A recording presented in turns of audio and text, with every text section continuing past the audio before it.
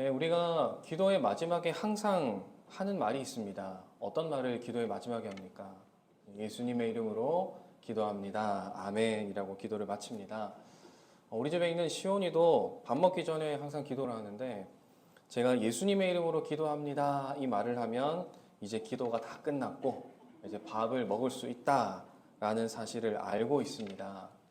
교회 다닌 지 한 32개월 정도 되면 그 정도는 충분히 아는가 봅니다. 심지어 요즘에는 예수님의 이름으로 기도합니다. 아멘 이 부분은 또박또박 정확하게 따라하기도 합니다. 마치 이 시온이가 저에게 말은 하지 않지만 아버지 제가 교회 다닌 짬밥이 그 정도는 됩니다 하는 그런 표현인 것 같습니다. 우리는 이렇게 기도의 마지막에 예수님의 이름으로 기도합니다 라는 말을 합니다. 그런데 예수님의 이름으로 기도하는 것이 어떤 의미가 있습니까? 그저 시온이가 아는 것처럼 기도의 마지막에 끝났다라는 사실을 표시하는 것 그 정도뿐입니까? 오늘 이 시간에는 우리의 기도의 마지막에 늘 고백하는 예수님의 이름으로 기도한다는 것이 무슨 의미인지 그리고 또 좋은 일, 기쁜 일보다도 슬픈 일, 우리를 놀라게 하는 일이 더 많은 이 세상을 살아가는 우리 모두에게 이것이 얼마나 중요하고 또한 복된 일인지 말씀을 통해서 함께 살펴보고자 합니다. 이렇게 우리는 마지막에 기도의 마지막에 예수님의 이름으로 기도합니다 라면서 기도를 마치는데 그러면 기도의 시작은 어떻게 됩니까? 기도의 시작은 우리의 기도를 들으시는 대상을 부르는 것으로 우리의 기도를 들으시는 그분의 이름을 부르는 것으로 시작을 합니다. 그러면 우리는 누구에게 기도합니까? 우리는 누구에게만 기도해야 합니까? 네, 우리는 오직 하나님께만 기도해야 되는 줄 믿습니다. 하나님께서는 하박국 선지자를 통하여서 하나님의 백성 이스라엘 백성들에게 말씀하셨습니다.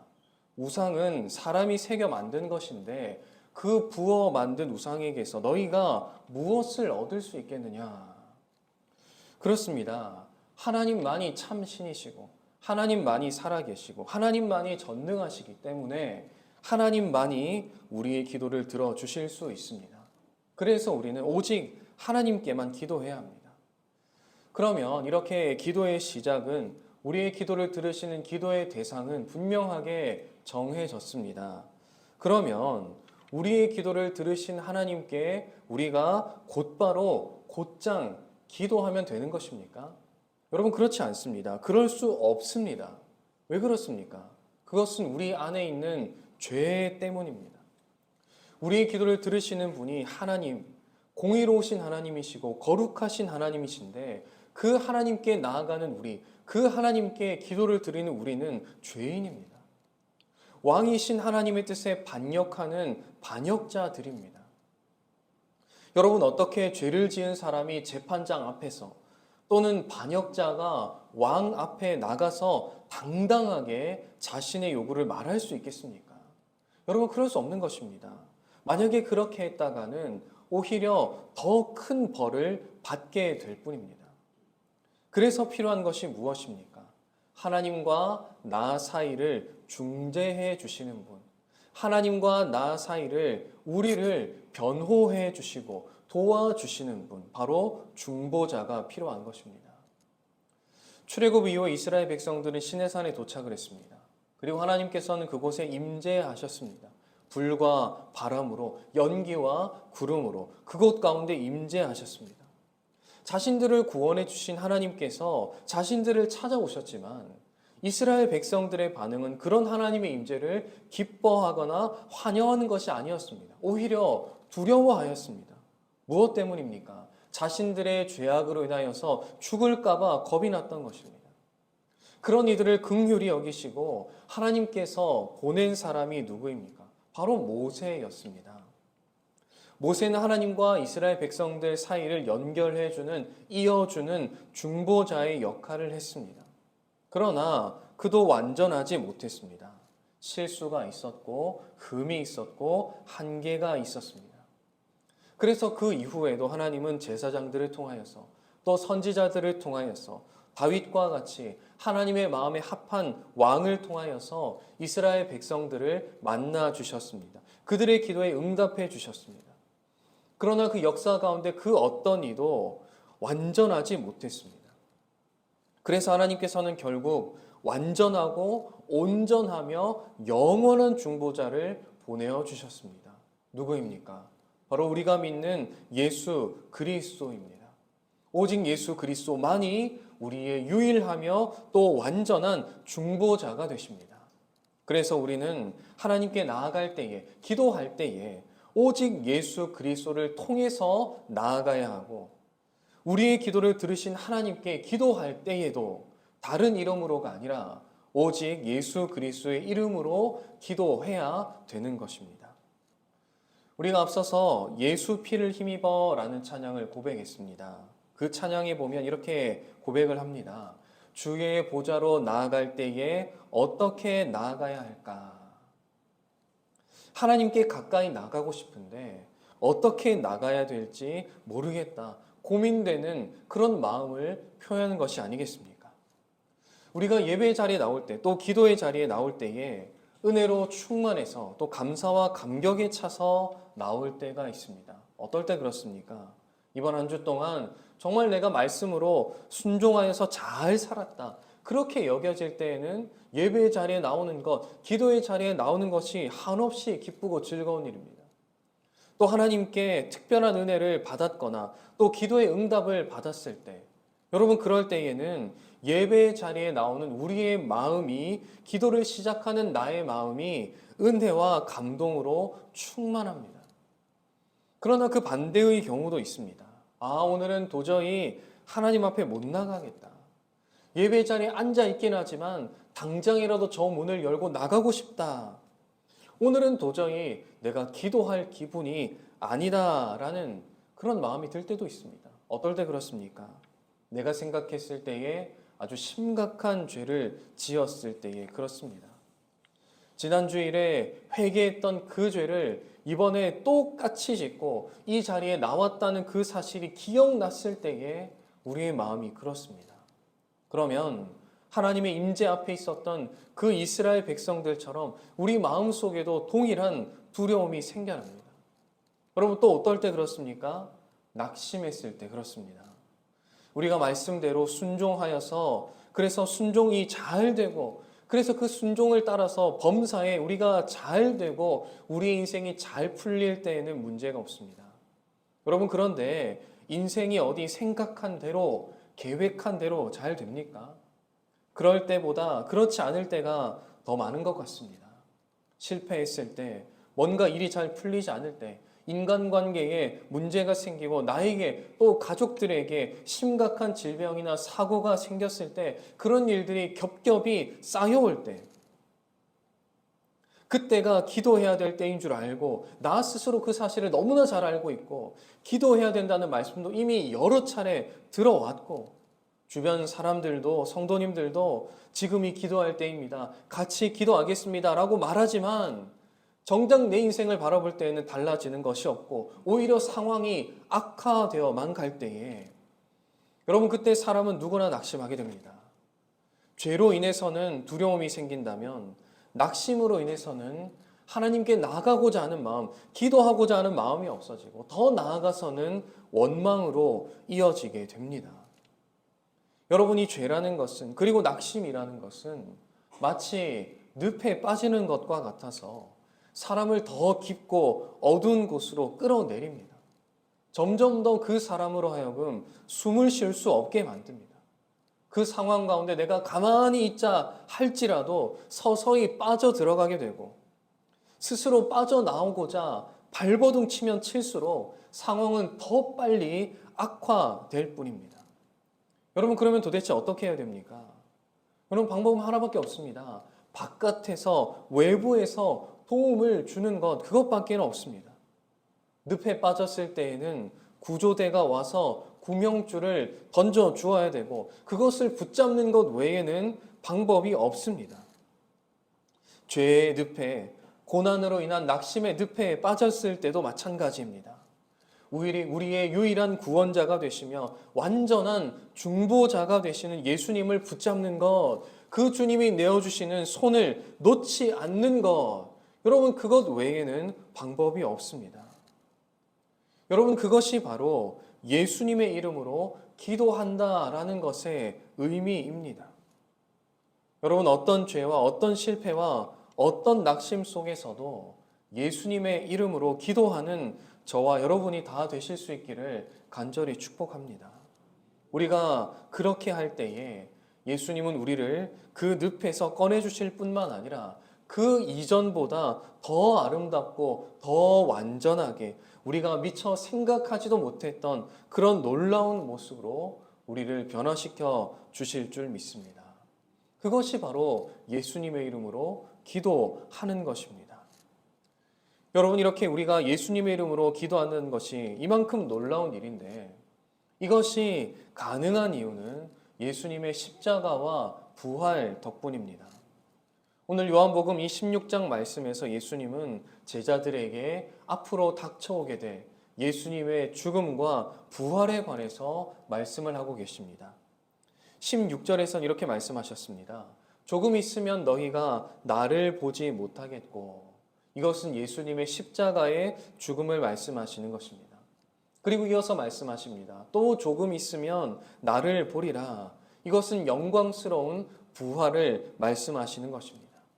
그리고 23절에서 말씀하십니다. 그 날에는, 여기에서 말하는 그 날은 십자가의 죽으심 후에 부활하신 그 날을 말합니다. 그리고 24절에 이어서 말씀하십니다. 지금까지는 너희가 내 이름으로 아무것도 구하지 아니하였으나 구하라. 여러분, 예수님은 언제부터 예수님의 이름으로 구하라고 말씀하셨습니까? 바로 예수님의 십자가와 부활 사건이 있은 그 후부터 예수님의 이름으로 구하라고, 예수님의 이름으로 기도하라고 우리에게 가르쳐 주고 계십니다. 여러분, 이 말씀을 하실 당시에는 아직까지 성소의 휘장이 그대로 드리워져 있었습니다. 많은 사람들은, 그리고 제자들은 그때까지도 대제사장이 모든 백성의 이름으로 지성소에 들어가는 그 모습을 보았고, 제사장들이 백성들의 기도가 하나님 앞에 상달될 수 있도록 날마다 짐승을 죽이며 제사를 드리는 것을 그들의 눈으로 보았습니다. 그러나 예수님께서 십자가에서 자신의 몸을 찢으시며 죽으실 때에 어떤 일이 일어났습니까? 성소의 휘장이 위로부터 아래로 찢어졌습니다. 이것은 우리 주님께서 피 흘리시고 또 몸을 찢으심으로 하나님께로 가는 유일하고 완전한 길을 열어 놓으셨다는 의미입니다. 여러분, 이것은 제자들을 향하여서 우리 주님께서 내가 이제 십자가의 죽음으로 말미암아 완전한 희생의 제사를 이룰 것이니 이제부터는 내 이름으로 구하라라고 가르쳐 주시는 것입니다. 또한 부활 이후에 부활하신 우리 주님께서는 두려워하고 낙심한 제자들 앞에 나타나셨습니다. 무슨 의미이겠습니까? 인생의 모든 어려움 가운데서 가장 강력한 죽음을 이기었으니 너희는 낙심하지 말고 내 이름으로 기도하라 라는 그런 말씀이 아니겠습니까? 그리고 그 후에 우리 주님은 제자들이 보는 앞에서 하늘로 올려져 가셨습니다. 이러한 영광스러운 모습은 하늘과 땅의 모든 권세를 받으셨다는 주님의 말씀을 제자들에게 증명해 주신 것이며, 제자들은 확신 가운데 예수님의 모습을 기억하며 예수님의 이름으로 기도할 수 있었을 것입니다. 또한 사도행전 7장에서 스데반이 복음을 전했으나 오히려 분노하고 이를 가는 대제사장들과 사람들 앞에서 성령 하나님께서는 스데반의 눈을 열어서 하나님의 영광을 보게 하시고, 그리고 예수님께서 하나님의 오른편에 서신 것을 보게 하셨습니다.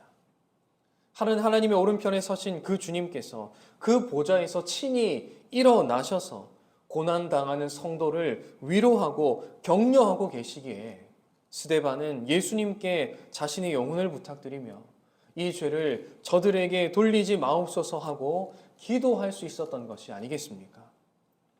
이렇게 주님께서 주님의 십자가와 부활을 승천하는 모습과 또한 보좌 우편에 앉아 계신 것을 제자들에게 보여주시는 것, 또한 하나님의 말씀이 우리에게 이러한 주님의 말씀을 보여주는 이유가 무엇이겠습니까? 주님의 십자가와 부활, 승천을 자세하게 기록하고 우리에게 알려주는 이유가, 목적이 무엇이겠습니까? 우리 주님께서 십자가의 죽으심으로 아버지께로 가는 유일한 길을 내셨으니, 부활하심으로 죽음까지도 이기셨으니, 승천하심으로 하나님 보좌 우편에 앉으셔서 하늘과 땅의 모든 권세를 받으셨으니, 그래서 이제는 누구의 이름으로 기도하라는 것입니까? 예수님의 이름으로 기도하라는 것을 가르쳐 주시기 위함입니다. 주의 보좌로 나아갈 때에 어떻게 나가야 될까? 너무나 고민이 되고, 또한 그다지 나가고 싶지 않은 상황 가운데 있다 할지라도, 그런 마음이 우리 속에 든다고 할지라도 여러분, 예수님의 이름으로 기도하시기 바랍니다. 어떤 죄 중에 있다 할지라도, 어떤 고난과 실패 속에 있다 할지라도 여러분 낙심하지 마시고 예수님의 이름으로 기도해야 하는 이유, 기도할 수 있는 이유가 바로 여기에 있는 줄 믿으시기를 바랍니다. 오늘 제가 전하는 이 말씀은 여러분을 위한 말씀이기도 하지만 사실 저 자신을 위한 말씀이기도 합니다. 장모님께 수술을 받으시고 또 아내가 병원의 보호자로 가 있는 동안에 제가 집에서 두 아이들을 돌보았습니다. 아주 전쟁 같은 시간들이었습니다. 밥하고 설거지하고 빨래하고 정리하고 학교 보내고 재우고 씻기고, 정말 하루가 어떻게 지나가는지 모르도록 빨리 지나갔습니다. 그런 시간 가운데 몸과 마음이 지쳐가고 있었습니다. 그런데 하루는 아침에 일어나 보니 시온이 한쪽 눈이 부어 있었습니다. 태어나서 처음으로 눈에 다래끼가 난 것입니다. 그래서 제가 아침에 이래를 학교에 보내놓고 시온이를 데리고 안과에 갔습니다. 그래서 의사 선생님께서 시온이 눈을 이렇게 살펴보시더니 대뜸 이렇게 말씀하시는 것입니다. 아니 아버님, 애 눈이 이렇게 되도록 왜 가만히 놔두셨습니까? 왜 방치해 두셨습니까? 방치라는 단어를 사용을 하셨습니다. 제가 깜짝 놀라서 네 하고 반문을 하니까 의사 선생님께서 이렇게 이야기를 하시는 것입니다. 혹시 애가 평소에 밖에 나가면 눈이 많이 부셔하지 않았습니까? 생각을 해보니 그랬던 것 같습니다. 해가 밝은 낮에 시온이를 데리고 나가면 유난히 눈이 부셔 했던 것 같습니다. 눈을 잘 뜨지 못했던 것 같습니다. 알고 보니 이 아래쪽에 있는 눈썹이 눈동자를 계속 찔러서 지금 이 검은 자에 상처가 많이 나 있고, 지금 그대로 계속 두었으면 시력 자체가 손상될 수도 있었다는 것입니다. 제가 진료를 다 받고 시온이를 안고 병원을 나오는데 마음이 참 힘들었습니다. 그리고 저도 모르게, 제가 목사라서 그런 생각을 하면 안 되지만 그런 생각이 순간 들었습니다. 내가 무슨 큰 잘못을 했다고 하나님께서 이러실까? 그렇게 집으로 돌아와서 점심을 먹이고 이렇게 약을 먹이려고 하는데 시온이가 약을 자기가 먹겠다면서 약을 달라는 겁니다. 제가 준 약을 받아들고 눈을 감고서 이렇게 말하는 것입니다. 예수님의 이름으로 기도합니다. 아멘. 제가 거기에서 큰 깨달음을 얻었습니다. 아, 이거구나. 예수님의 이름으로 기도한다는 것이 바로 이런 것이구나. 이 아이가 표현은 못하고 말은 못하지만 눈이 아프고 먹기 싫은 약을 먹는 그 상황 속에서도 예수님의 이름으로 기도하는 거구나. 여러분, 여전히 상황이 크게 달라진 것은 없습니다. 그러나 예수님의 이름으로 기도하는 저에게 그 기도를 들으시는 하나님 아버지께서 오늘 말씀과 같이 기쁨을 충만하게 해주시리라고 이제 저는 믿을 수 있게 되었습니다. 오늘 요한복음 16장에서 예수님은 제자들에게 약속하셨습니다. 23절 말씀을 보시면 너희가 무엇이든지 아버지께 구하는 것을 내 이름으로 주시리라. 24절 말씀에는 구하라 그리하면 받으리니. 여러분, 이것은 제자들에게 주시는 예수님의 말씀이면서 동시에 저와 여러분에게 주시는 예수님의 약속인 줄 믿습니다. 하나님께서 우리가 그의 아들이신 예수님의 이름으로 구하는 것을 풍성하게 주실 줄 믿습니다. 하나님의 말씀에 기록된 모든 약속들, 하늘과 땅의 모든 약속들이 바로 예수 그리스도의 이름으로 우리에게 이루어지는 줄 믿습니다. 예수님의 이름 안에서만 우리들은 무엇이든지 아버지께 구하는 것을 내 이름으로 주시리라는 예수님의 말씀을 확신할 수 있습니다. 우리는 예수님의 이름 안에서 모든 것을 영원토록 충만하게 공급받을 수 있습니다. 그래서 우리의 삶 가운데 슬픔이 가득하다 할지라도, 우리의 마음에 슬픔이 있다 할지라도 여러분, 예수님이면 충분합니다. 예수님의 이름이면 완전합니다.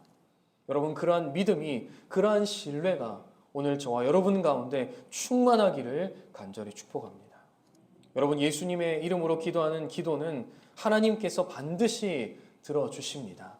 우리가 생각하는 때와 다를 수 있고, 우리가 생각하는, 우리가 원하는 방법과는 다를 수 있겠지만, 선하신 하나님께서는 우리에게 가장 좋은 때에 가장 좋은 방법으로 반드시 이루어 주실 줄 믿으시기를 바랍니다.